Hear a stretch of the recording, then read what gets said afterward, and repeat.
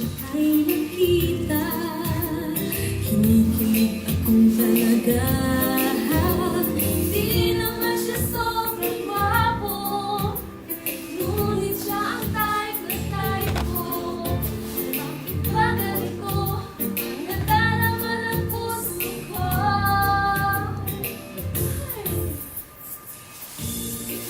Oo naman. Kaya din naman pinagdal sa Starbucks. Kaya naman hindi mo na white chocolate mocha. Ay, hindi ko ba?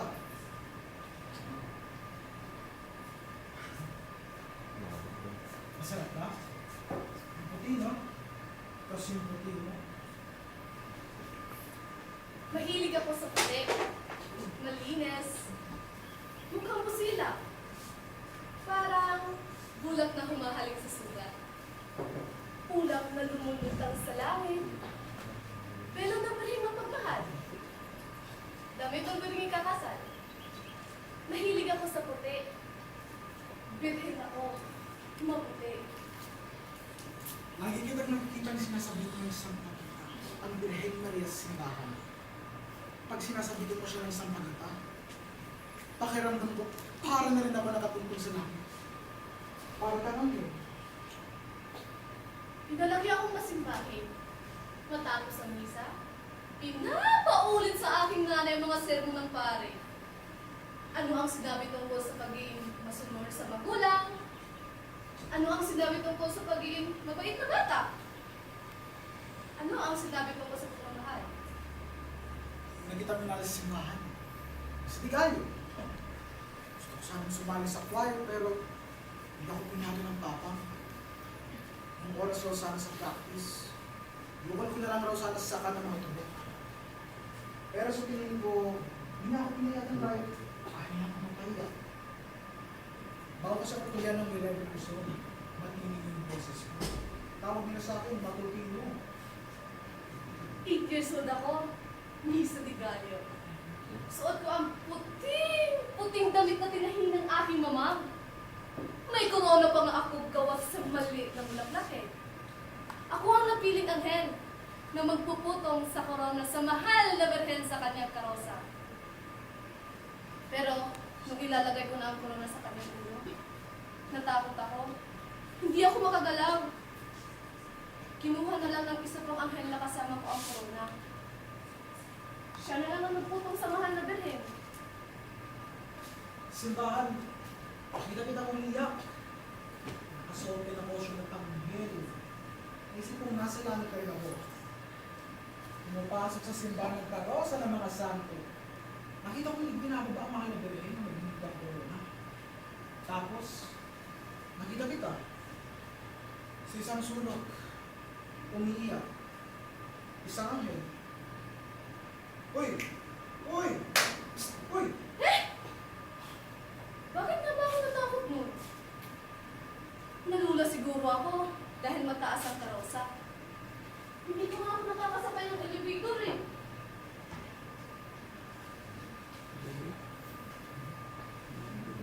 Alam mo ba yun?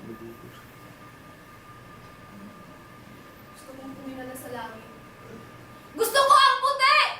Pero ayokong lumipad. Hinapitan kita. Bata! Ba't ka umiyak? Tinignan kita. Wala pa akong ginagawang masama. Ikaw pa siya inaano. Takbuhan na doon ang manang. Ayaw mo tumigil sa pagsigaw. Kasi ko rin ang mama mo. Taranta ang mama mo. Baka na sana mula sa pagkita ang pangit. Ang pangit mo! Ang pangit mo! Ba't ka nga pala sumigaw man? Akala ko, inilipad mo ko. Ay, takot ka nga pala sa mataas. Akala ko, malaking kuha ka. Ito lang ako eh. Ang pangit mo. Hindi ba ka rin pangit? Gano'n ba ako kapangit? Ang pangit natin ni Andy. Kung gusto mong lumigaya ang iyong buhay, humanap ka na bakit ang ibigin mong tunay. Ang kung hindi, sige ka, puso mo'y nabibiyak. Mawali man ang pangit, hindi ka iiyak. Humalik ka ng pangit. Humalik ka ng pangit.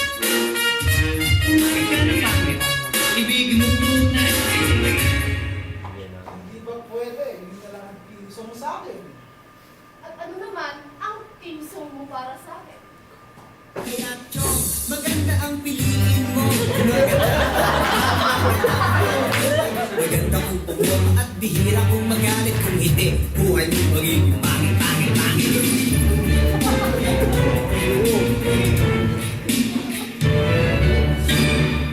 Unfair? Ako? Hahanap ng pangit? Ikaw? Hahanap ng maganda? Ang dinugan, may puto. Ang mangga, may bagong. Si Marcia, may Jan. Si Armando, may Betty La Fea.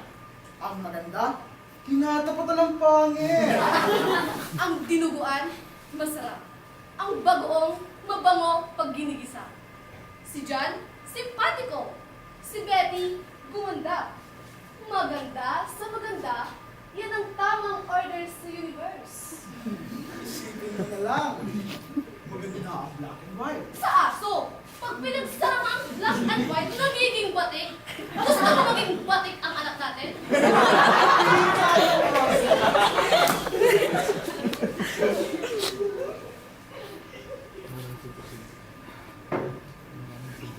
Sige na, namin ko. Pangit nga ako. Pag sinabi kong pangit ako, wala naman ko kontra, di ba? Wala ba? Pangit ako! Yan, sinabi ko na. Pangit ako! May narinig ka bang kumuha ka? Wala. Pati ang nanay ko ang sabi. Sayang anak, mabait ka pa naman. Pero, may kapangitan ka eh. Ang tatay ko naman ang sabi sa nanay ko. Hindi mo na ipagpalit ang anak natin sa ospital. Baka, pwede pa natin habulin. Para, hindi naman tayo palaki ng pangit. Parating joke nila sa mga parties na kanan namin. Susoli raw nila ako sa ospital. Nakabalikan nila ang talagang anak ng nanay at tatay ko. Ang problema, sabay ako pinanganak. Ang I don't corny! know. Sorry. Pangit na nga ako. Corny pa. Pero, ang rin makita ko. Masunurin ako sa magulang ko. Lahat ng sinasabi nila, sinusunod ko. Sahin ka, maghugas ng plato, maglinis ng bahay, bumili sa palengke, kumain, matulog, tumahimik. Opo, nanang, opo, papang, opo sa lahat. Lahat ng gusto mo ay susundin ko. Sanay ako sa opo. Boyfriend ang hinahanap ko, hindi katulong.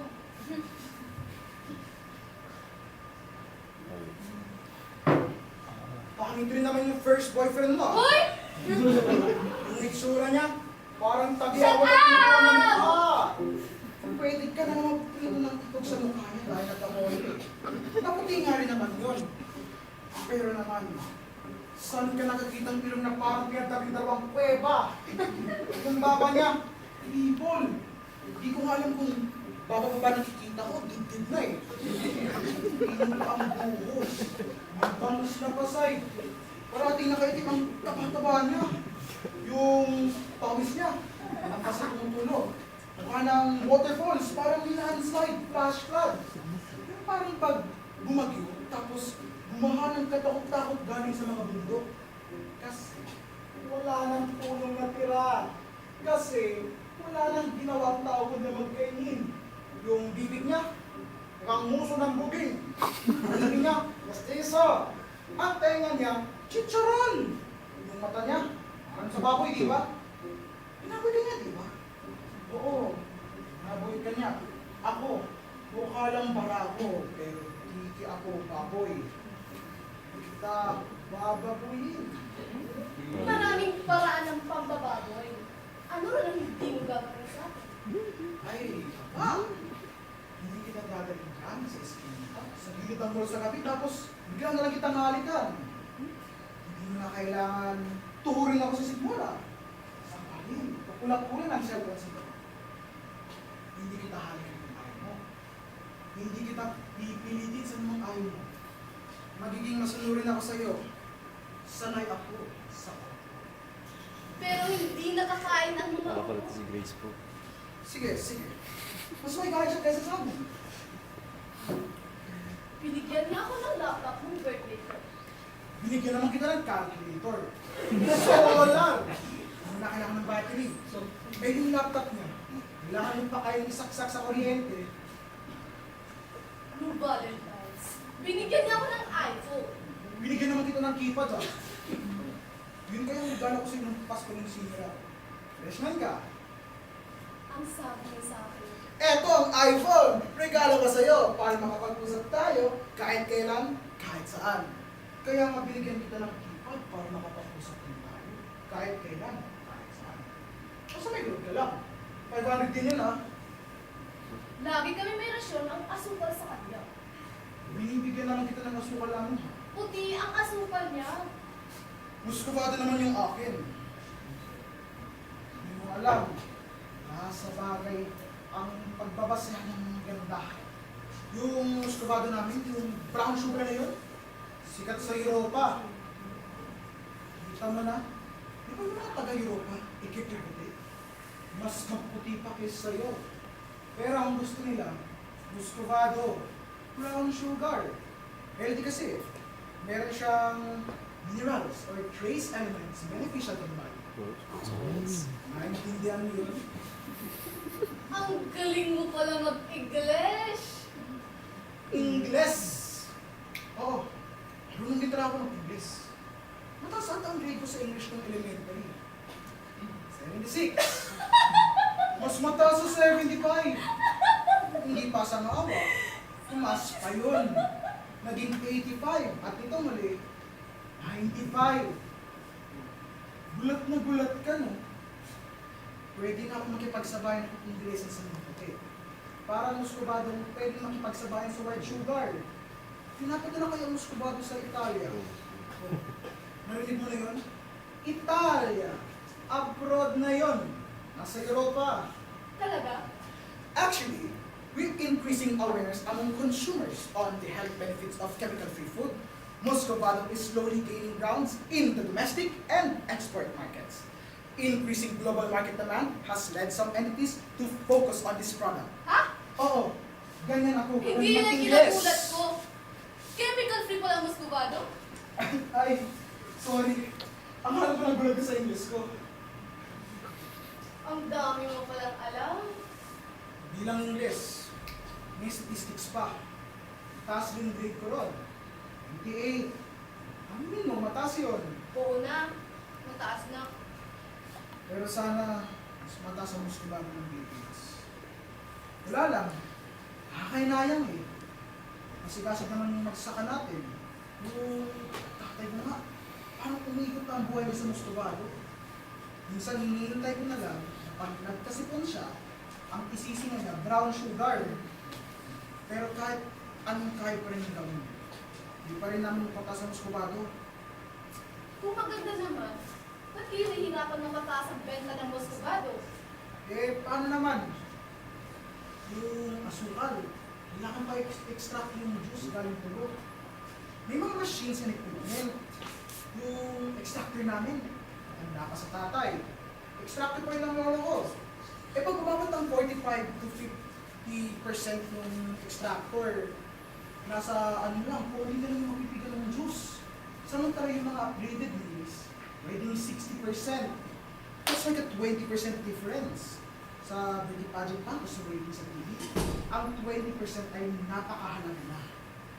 Oo, alam ko yan. Sinabi ko sa'yo, 88 ako sa statistics. Eh, bakit siya? Yung first boyfriend mo, upgraded dito sa ginagawa. Kaya mas mayaman sila sa amin. Kaya mas nagbibigay ko niya na mas mamahaling mga bagay kaysa sa akin. Kaya mas marami silang nakukuha ang asukal. Yan pa palang extractor namin. Walang filters, kaya di natatanggal yung dirt from cane juice that allows foreign materials to mix with the juice. Oo, while scooping of cane juice during cooking likewise, reduces the volume of juice processed from Muscovado. Yan ang ginagawa namin. Manual na lang at matanders na ang extractor namin. Eh, mabait naman siya. Yung pamilya niya, baka pwede kayong makigamit ng extractor nila. Naluluka ka na ba? Bawal ang hiraman. Kailangan may kapital. At ang ng 1,000,000 para sa isang mini plan? Eto, maloka ka. Kailangan ng 1.6 million para sa isang mil. 1.6 million? Saan kamay ng Diyos kami kukuha nun? 1.6 million? Di pa ako nakikita ng ganun kalaking pera sa buong buhay ko. Kahit pag samasamahin mo pa ang grades ko sa English at Statistics, isama mo na rin yung homeroom, good moral, right conduct, Filipino, HSC, Science, at kung saan sa PE na 100 ang grades ko dahil winner ako sa Black and Blue. Di pa rin naabot ng 1.6 million. Eh, bakit sila? Kawawa naman kayo. Oh, kawawa kami. Kumusta ba din sa mga binubuhin ko sa di sana, masakapagulong ka sa amin. Pero hindi. Mahilig ka sa puti. Hindi lang ako mahilig sa puti. Marami pa. Paano na kanina? Siguro kung may maayos kami yung teka, pwedeng simula na rin yun. Gusto ko itabo ng maayos yung asuhan namin. Pag nga naman hindi maayos ang pagkakatawa ng mga bagay, pwedeng masira at mabulok. Parang pag-ibig, di ba? Pag hindi nakahalagahan, pwedeng mapulok ang damdamin. Pwedeng masira ang pagmamahalan. Nabubulok ba ang pag-ibig mo? Gusto ba ito, farmer ako? Umarap ako sa'yo. Maitim, taba, mahirap, pangit. Malayong malayo sa langit. Di ko abot ang langit. Para sa akin, hindi ka lumipad. Nakang katatakutan. Tulang tayo sa lupa. Pati ang kulay, usiyak naman. Sinasaktan, yan, inaapakan. Sa akin, tapat ang pag-ibig. Hindi kita bibili. Hindi nabibili ang kaligayahan. Hindi nabibili ang pag-ibig. Anong uri ng pag-ibig ang iaalin mo sa akin? Hindi yung pag-ibig na lumilipad sa kaputian ng kalangitan. Pag-ibig na mula sa lupa. Alabok sa alabok. Binabantayan ng kalangitan. Ang muskulado. May lupa. Maganda sa katawan. Maganda sa buhay. Pinaghihirapan ng mga maliliit na magsasakang patuloy sumasagpan sa buhay. Ganyan ang pag-ibig sa iyo.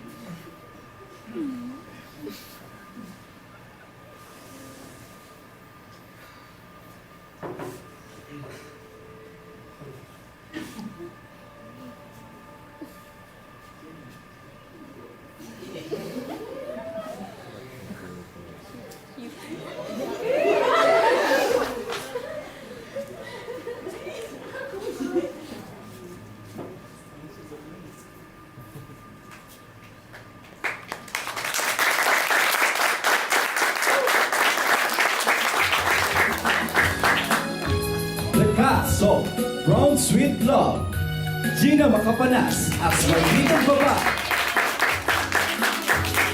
Robin Vidal Valentin as Joanna Sweet Love, Technical Director, Sound and Lighting Designer, Sismo,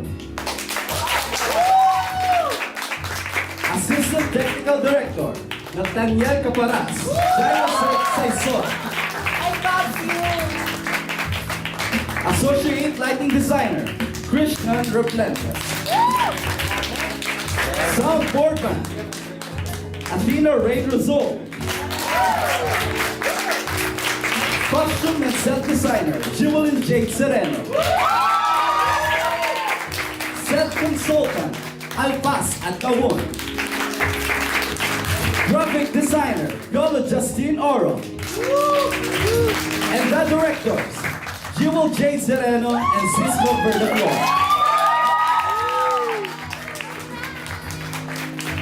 Directing One Advisor, Mr. Rob J. Tampad. And Acting One Advisor, Miss Vinci Ramillo.